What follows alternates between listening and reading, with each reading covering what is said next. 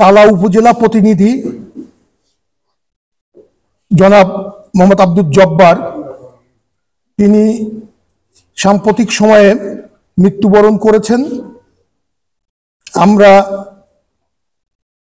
তার স্মৃতির প্রতি গভীর শ্রদ্ধা জ্ঞাপন করছি, তার শোক সন্তপ্ত পরিবারের প্রতি সমবেদনা জ্ঞাপন করছি, যেটি আমরা আগেই জ্ঞাপন করেছি। তারপরও আজকে আনুষ্ঠানিকভাবে আমরা আব্দুল জব্বারের স্মৃতির প্রতি শ্রদ্ধা জানাচ্ছি। একই সাথে আমি আমার বক্তব্যের শুরুতেই আমাদের আব্দুল জব্বার সহ এদেশের সাম্প্রতিক সময়ে আমাদের পত্রটির আর কোনো প্রতিনিধি গত প্রতিনিধি সম্মেলন থেকে এই প্রতিনিধি সম্মেলনের মধ্যে মারা গেছেন এমন কোনো তথ্য আমাদের কাছে আর নাই। তবে আমরা জানি যে বিভিন্ন সময়ে এই গণতান্ত্রিক আন্দোলন, রাজনৈতিক সংগ্রাম, বিভিন্ন কারণে আজকে আমরা সাম্প্রতিক সময়ে দেশের বিভিন্ন স্থানে বেশ কয়েকজন, প্রায় 6 জন সাংবাদিক নিহত হয়েছেন। সারা বিশ্বে আমরা জানি যে আজকে গত বছর সবচাইতে বেশি সাংবাদিক যারা দায়িত্ব পালনের ক্ষেত্রে নিহত হয়েছে, সেই বছরটি ছিল গত বছর। সারা বিশ্বের অসংখ্য সাংবাদিক 100-র ওপরে সাংবাদিক গত বছর দেশের পৃথিবীর বিভিন্ন দেশে নিহত হয়েছেন। তা আমরা আমাদের আব্দুল জব্বার সহ দেশের বাইরে বিভিন্ন জায়গায় সাংবাদিকতা পেশাগত দায়িত্ব পালন করতে যে সমস্ত সাংবাদিকরা নিহত হয়েছেন তাদের স্মৃতির প্রতি শ্রদ্ধা জানাতে সবাই 1 মিনিট নীরবতা পালন করব। একই সাথে আমাদের মুক্তিযুদ্ধের 30 লক্ষ শহীদ, 52-এর ভাষা আন্দোলন থেকে বর্তমান সময় পর্যন্ত সর্বশেষ 24-এর গণ আন্দোলন থেকে শুরু করে যত আন্দোলন সংগ্রাম হয়েছে, এই আন্দোলন সংগ্রামে যারা শহীদ হয়েছে তাদের সবার স্মৃতির প্রতি আমরা 1 মিনিট নীরবতা পালন করব।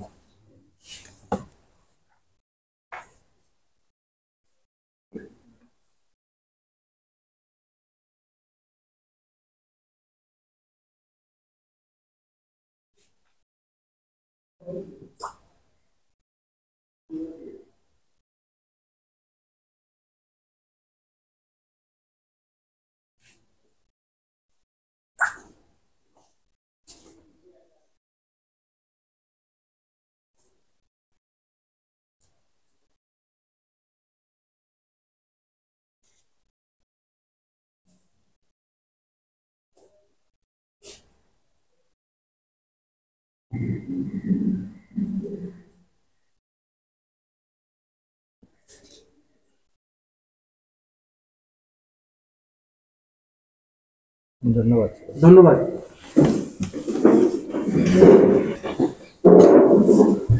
প্রিয় সহকর্মীবৃন্দ, আমাদের বার্তা সম্পাদক সাহেব তিনি এখানে মঞ্চে কাউকে ডেকেছেন, অনেককে ডাকেননি।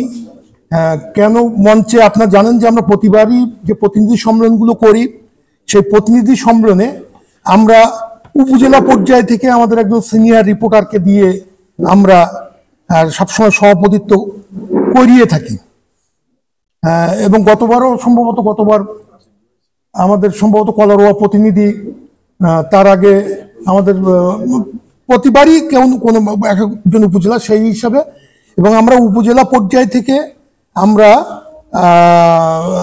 একজন করে প্রতিনিধি আমাদের এই প্রতিনিধি সম্মেলনে, যেহেতু প্রোগ্রামটা আমাদের সাংবাদিকদেরই প্রোগ্রাম, প্রতিনিধিদের প্রোগ্রাম, স্বাভাবিকভাবেই আমরা প্রতিনিধিদের সভাপতিত্বে এই প্রোগ্রামটা করে থাকি। এবং এখানে আমরা চেষ্টা করি সব উপজেলার থেকে প্রতিনিধিত্বকারী মূল যিনি থাকেন তাকে এখানে ডেকে নেওয়ার। আমরা অনেককে ডাকতে পেরেছি, হয়তো অনেককে ডাকতে পারিনি। আমাদের শহীদুল সাহেব এখানে তো আপনারা বুঝতেই পাচ্ছেন। এবং এখানে আমি জানি যে যারা সামনে আছেন তারা সবাই না হলেও অনেকেই আরো এরকম এক সারি চেয়ার দিয়েও কিন্তু আসলে আমরা আমাদের সিনিয়র রিপোর্টারদের করতে পারবো না, কারণ পত্রদূত সবচাইতে অভিজ্ঞ, বয়সের সিনিয়র প্রবীণ সাংবাদিকদের একটি প্রতিষ্ঠান, যে পত্রিকা আজকে 30 বছর পূর্ণ করেছে এবং বর্তমানে সাতক্ষীরার সবচাইতে প্রাচীন। যেহেতু দৈনিক কাফেলা 1991 সালে দৈনিক পত্রিকা হিসেবে প্রকাশিত শুরু হয়, আর 95 সালে কাফেলা গত 5ই আগস্টের পর থেকে বন্ধ হয়ে গেছে। বন্ধ হয়ে যাওয়ার কারণে যদি প্রকাশ না হয় তাহলে আসলে দৈনিক পত্র-প্রতিনিধি সাতক্ষীরার এখন সবচাইতে প্রাচীন পত্রিকা। সেই প্রাচীন পত্রিকা স্বাভাবিকভাবেই প্রতিনিধিরা তো সেই 30 বছরের প্রতিনিধি, সঙ্গত কারণেই আসলে সবাই প্রবীণ, এবং সেই প্রবীণদের সাথে আমরা এবার 5ই আগস্ট পরবর্তী, আপনারা জানেন যে 5ই আগস্টের যে ছাত্র জনতার যে গণ আন্দোলন, সেই গণ আন্দোলন পরবর্তী সময়ে আমরা